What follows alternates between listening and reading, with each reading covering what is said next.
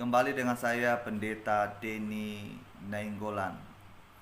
Doa saya kepada kita semua dalam keadaan baik, sehat, dan diberkati oleh Tuhan. Dan saya ingin berbagi berkat melalui pembacaan firman Tuhan yang terambil dalam Injil Markus pasal 6 ayat yang ke-45 sampai ayat yang ke-52. Saya akan baca ayat 47 terlebih dahulu bagi kita semua. Demikianlah bunyi firman Tuhan.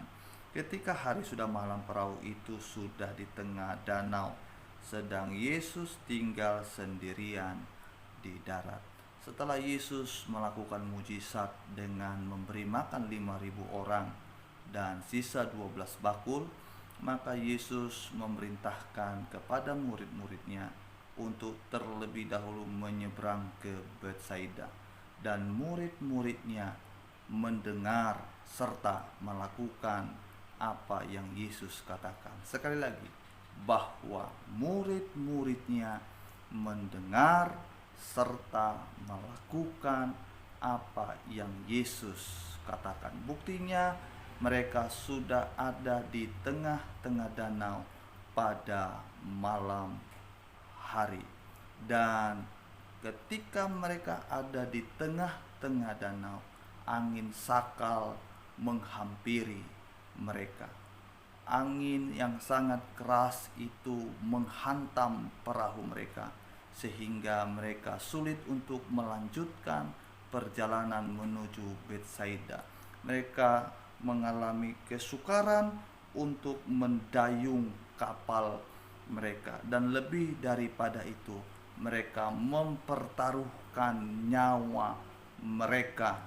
Dan hal yang terpenting yang kita ambil adalah tidak selamanya hidup dalam keadaan tenang-tenang saja ketika kita melakukan perintah Tuhan.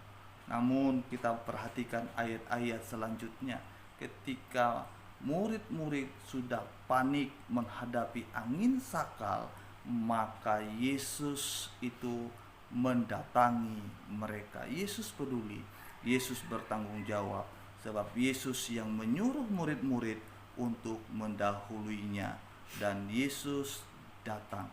Bagaimana cara Yesus untuk meluputkan mereka dari angin sakal? Yang pertama, Yesus menenangkan psikis dari yaitu murid-muridnya. Yesus coba menenangkan yaitu pribadi dari murid-muridnya. Dicatat dalam ayat yang ke-50, sebab mereka semua melihat dia dan mereka pun sangat terkejut, tetapi segera ia berkata kepada mereka, "Tenanglah, aku ini, jangan takut." Ketika kita menghadapi masalah, kita pastikan keadaan psikis kita dalam keadaan tenang. Kita jangan galau, kita jangan panik untuk menyelesaikan sesuatu, sebab ketika psikis kita tenang, maka kita akan dapat berpikir dengan baik dan objektif. Yang kedua yang Yesus lakukan adalah dalam ayat yang ke-51. Lalu ia naik ke perahu mendapatkan mereka, dan angin pun redalah. Mereka sangat tercengang dan bingung. Yang kedua adalah baru Yesus menyelesaikan masalah itu. Apa yang menjadi masalah? Yaitu angin sakal. Maka ketika Yesus naik ke perahu dan ia menghardik angin itu, dan angin itu menjadi reda. Cara Yesus mengatasi ada dua cara. Yang pertama yaitu menenangkan jiwa pribadi dari murid-murid, dan yang kedua menyelesaikan sumber masalah itu. Kita dalam keadaan yang tidak baik hari-hari ini. Yang pertama yang harus kita lakukan adalah mari kita memiliki hati atau jiwa yang tenang, maka kita akan dapat menyelesaikan masalah yang datang menghampiri kita. Puji Tuhan, biarlah kiranya renungan firman Tuhan pada sore hari ini memberkati kita, menguatkan kita untuk menghadapi hal-hal yang semakin berat di depan kita. Puji Tuhan, salam sejahtera bagi kita. Selamat sore, tetap bersemangat. Tuhan Yesus memberkati. Amin.